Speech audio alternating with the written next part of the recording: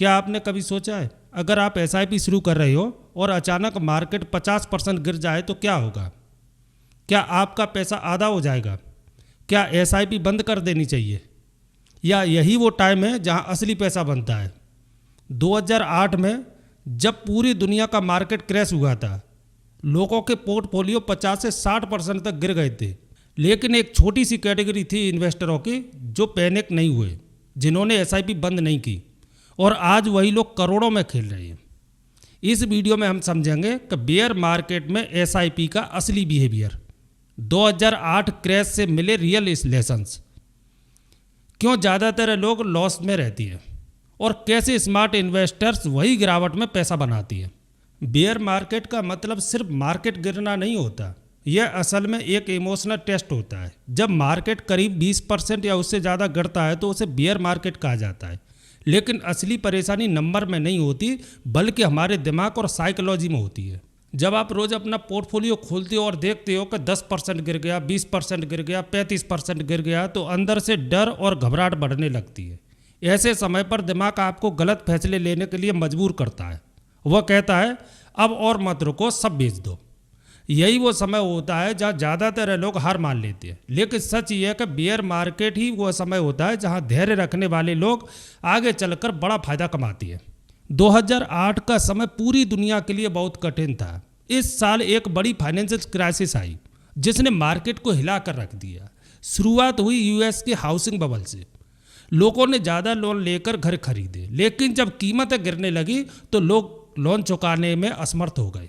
धीरे धीरे बड़े बड़े बैंक भी कोलैप्स होने लगे। डर पूरी दुनिया में फैल गया। इसका असर ग्लोबल स्टॉक मार्केट पर पड़ा और लगभग हर देश का मार्केट तेजी से गिरा। इंडिया भी इससे अछूता नहीं रहा। निफ्टी जो लगभग 8000 के आसपास था, वह गिरकर 2500 पर आ गया, यानी लगभग 65% की गिरावट। अब जरा सोचिए, अगर आपने 2007 में इन्वेस्टिंग शुरू किया होता तो 2008 में आपका पोर्टफोलियो लगातार नीचे जाता दिखता। हर दिन लॉस बढ़ता जाता और ऐसा लगता कि आपका पैसा आधा नहीं बल्कि लगभग पूरा खत्म हो गया। यही वो समय था जहां ज़्यादातर लोग डर गए और उन्होंने अपने इन्वेस्टमेंट निकाल लिए। लेकिन कुछ लोगों ने धैर्य रखा और वही आगे चलकर सबसे ज़्यादा सफल बने। अब आते सबसे इम्पोर्टेंट हिस्से पर, एसआईपी करने वालों के साथ क्या हुआ। मान लीजिए आपने 2007 में हर महीने 10,000 रुपये की एसआईपी शुरू की। शुरुआत में सब ठीक चल रहा था, लेकिन 2008 में अचानक मार्केट क्रैश हो गया। मार्केट गिरने लगा, एनएवी लगातार नीचे आने लगा और आपका पोर्टफोलियो धीरे धीरे लॉस में चला गया। अब यहाँ दो तरह के इन्वेस्टर सामने आए। पहला टाइप था पैनिक सेलर्स का। ये वो लोग थे जो डर गए। जैसे जैसे मार्केट गिरा उन्होंने अपनी एसआईपी बंद कर ली। इतना ही नहीं, उन्होंने अपने इन्वेस्टमेंट भी रिडीम कर लिए और जो लॉस हो रहा था उसे स्वीकार कर लिया। इसका रिजल्ट क्या हुआ, उनका लॉस परमानेंट हो गया और जब मार्केट बाद में रिकवर हुआ तो वे पहले से ही बाहर हो चुके थे। और दूसरा टाइप था कंसिस्टेंस इन्वेस्टर्स का। ये लोग मार्केट की गिरावट में घबराए नहीं, उन्होंने अपनी एसआईपी जारी रखी और हर महीने निवेश करते रहे। जब मार्केट गिर रहा था तब उन्हें कम कीमत पर ज़्यादा यूनिट्स मिल रही थी। धीरे धीरे उन्होंने सस्ते एनएवी पर अच्छे खासे यूनिट्स जमा कर लिए। जब मार्केट वापस ऊपर गया तो यही यूनिट्स उनकी ताकत बन गई। उनका पोर्टफोलियो तेजी से बढ़ने लगा और उन्हें एक्सपोनेंशियल ग्रोथ दिखने लगी। इस कहानी का सबसे बड़ा सबक यही है कि मार्केट की गिरावट से ज़्यादा जरूरी है आपका व्यवहार। जो लोग धैर्य रखते हैं और लगातार निवेश करते हैं, वही लंबे समय में बड़ा फायदा कमाते हैं। अब समझते हैं कि बेयर मार्केट में एसआईपी इतनी पावरफुल क्यों होती है। इसका सबसे बड़ा कारण है आप सस्ते में यूनिट्स खरीदते हैं। जब मार्केट गिरता है तो वही 10,000 रुपये जो पहले कम यूनिट्स दिला रहे थे, अब आपको ज़्यादा यूनिट्स दिलाने लगती है। यानी आपकी इन्वेस्टमेंट की ताकत बढ़ जाती है बिना पैसे बढ़ाए। धीरे धीरे आपका एवरेज कॉस्ट नीचे आने लगता है। इसका मतलब यह है कि आपको मुनाफा कमाने के लिए मार्केट को बहुत ज़्यादा ऊपर जाना जरूरी नहीं होता। इसी प्रोसेस को कहा जाता है रुपी कॉस्ट एवरेजिंग। इसे एक आसान उदाहरण से समझती है। मान लीजिए जब मार्केट हाई पर था तब 10,000 रुपये में आपको 10 यूनिट मिलती थी, लेकिन जब मार्केट क्रैश हुआ तो उसी 10,000 रुपये में आपको 25 यूनिट मिलने लगी। अब सोचिए, आपने गिरते हुए मार्केट में ज़्यादा यूनिट्स जमा कर ली और जैसे ही मार्केट वापस ऊपर जाएगा, ये सभी यूनिट्स मिलकर आपकी इन्वेस्टमेंट को तेज़ी से बढ़ाएंगी। यही कारण है कि लंबे समय में छोटा सा अंतर बहुत बड़ा बन जाता है।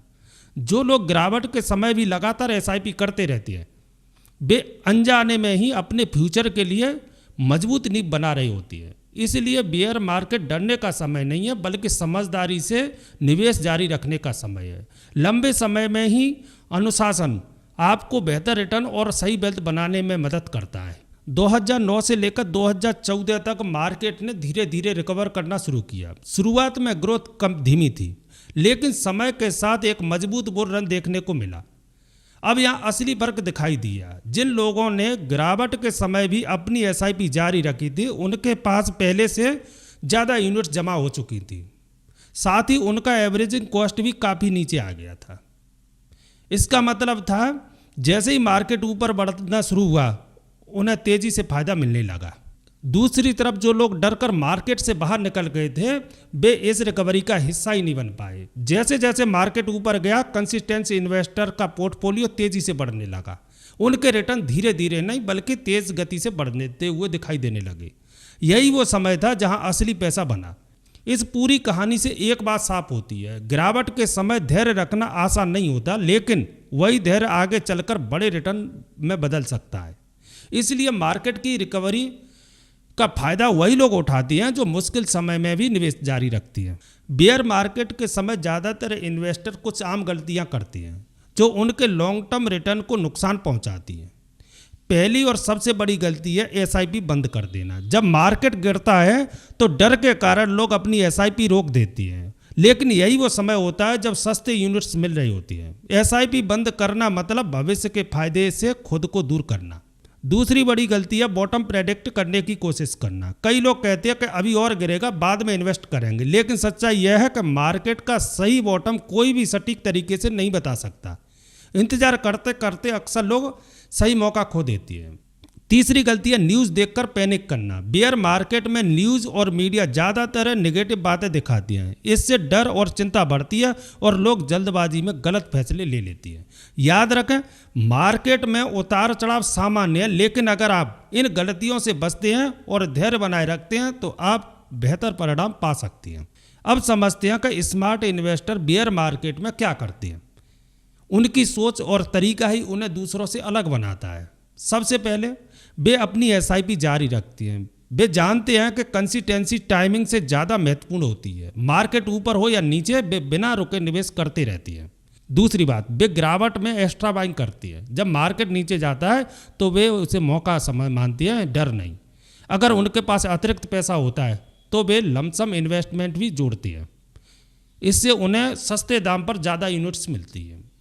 तीसरी और सबसे महत्वपूर्ण बात, वे लॉन्ग टर्म सोचती हैं। उनका फोकस 5 से 10 साल या उससे ज़्यादा का विजन होता है। वे छोटे छोटे उतार चढ़ाव पर ध्यान नहीं देते, बल्कि बड़े लक्ष्य पर टिके रहती हैं। स्मार्ट इन्वेस्टर समझती हैं कि मार्केट हमेशा एक जैसा नहीं रहता है। गिरावट और बढ़त दोनों उसका हिस्सा है। इसलिए वे भावनाओं से नहीं बल्कि सही रणनीति और धैर्य से काम लेती हैं। यही कारण है कि समय के साथ वे मजबूत पोर्टफोलियो और बेहतर रिटर्न बना पाती हैं। अब सबसे ज़रूरी बात समझते हैं, सच क्या है। बेयर मार्केट टेम्परेरी होता है, लेकिन हमारा बिहेवियर अक्सर परमानेंट असर छोड़ देता है।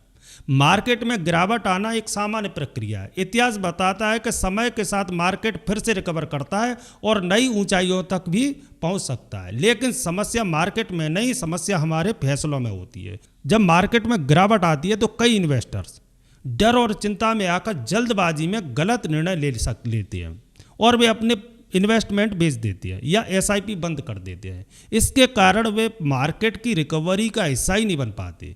यानी मार्केट तो वापस ऊपर चला जाता है, लेकिन इन्वेस्टर पीछे रह जाते हैं। दूसरी तरफ जो लोग धैर्य रखते हैं और अपनी स्ट्रेटजी पर टिके रहते हैं, वे समय के साथ एक बेहतर परिणाम देखते हैं। इसीलिए असली फर्क मार्केट में नहीं बनता, बल्कि हमारा व्यवहार बनाता है। अगर आप सही समय पर शांत रहना सीख जाती हैं तो आप लंबी अवधि में मजबूत फाइनेंशियल ग्रोथ हासिल कर सकती है। याद रखिए, एसआईपी कोई मैजिक नहीं है, यह एक डिसिप्लिन है जो समय के साथ काम करता है। 2008 जैसी घटनाओं ने हमें एक बहुत ज़रूरी बात सिखाई। मार्केट गिर सकता है, लेकिन आपका पेशेंस आपको गिरने से बचा सकता है। जब मार्केट नीचे जाता है तो असली चुनौती आपके दिमाग और भावनाओं की होती है। जो लोग उस समय शांत रहते हैं और अपनी स्ट्रेटजी पर टिके रहते हैं, वही आगे चलकर अच्छा परिणाम देखती है। इसीलिए हमेशा याद रखें, वेल्थ सिर्फ मार्केट से नहीं बनती बल्कि आपके बिहेवियर और डिसिप्लिन से बनती है। लंबे समय में वही लोग सफल होते हैं जो लगातार सही आदतों को फॉलो करते हैं। अगर आपको यह वीडियो उपयोगी लगा है तो वीडियो को लाइक करें, चैनल को सब्सक्राइब करें और कमेंट करें डिसिप्लिन। आज के वीडियो में बस इतना ही, मिलते हैं अगले वीडियो में, तब तक के लिए जय हिंद।